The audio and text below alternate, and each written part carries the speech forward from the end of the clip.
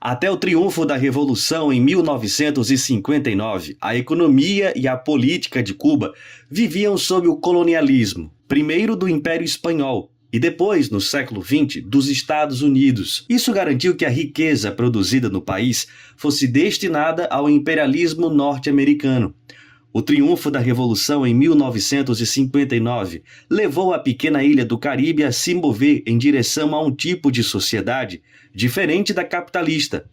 E em abril de 1961, Cuba declarou que começaria a se mover em direção à construção de uma sociedade socialista. El socialismo se basa desde un punto de vista económico en la propiedad social sobre los medios de producción. Eso es lo que permite la apropiación social que yo decía y no privada.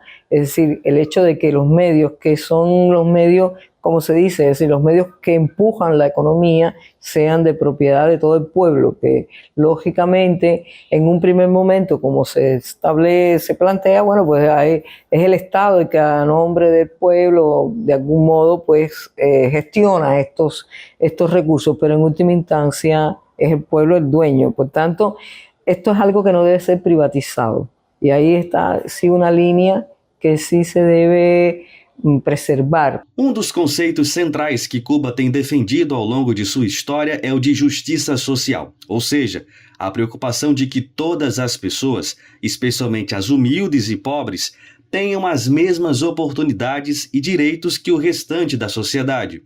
Cuando hablamos de justicia social, no todo el mundo tiene las mismas condiciones de vida, ni aún en el socialismo, por razones de origen, por razones de vida, ¿no? de la propia vida. Es algo que se va, con el tiempo se debe ir, digamos, logrando que todo el mundo, a pesar de que la educación sea gratis, la salud sea gratis, bueno, pues que de alguna manera lo logre, ¿no? Entonces, claro, siempre puede haber personas que por determinadas razones estén en una situación vulnerable. Entonces, esas personas hay que protegerlas. Na última década, Cuba vem fazendo mudanças importantes. Sem abandonar a luta por uma sociedade diferente da capitalista, o país vem abrindo cada vez mais espaço para o setor privado da economia. Atualmente, há cerca de 11 mil empresas privadas de pequeno e médio porte operando na ilha. Hoy Cuba necesita, ¿qué cosa? Necesita seguir planificando, pero tiene que mejorar cómo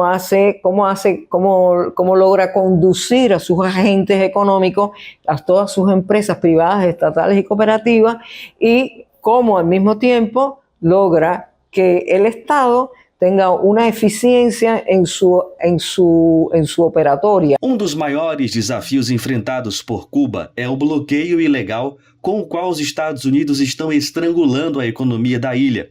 Desde 1992, todos os anos, a Assembleia Geral da ONU vota contra o bloqueio, e ainda assim ele continua. De acordo com estimativas da ONU, o bloqueio implementado ilegalmente pelos Estados Unidos gerou uma perda de 13 milhões de dólares por dia para o Estado cubano somente no ano passado. Lo que para outro país pudiera no ser una crisis, para Cuba sí lo es.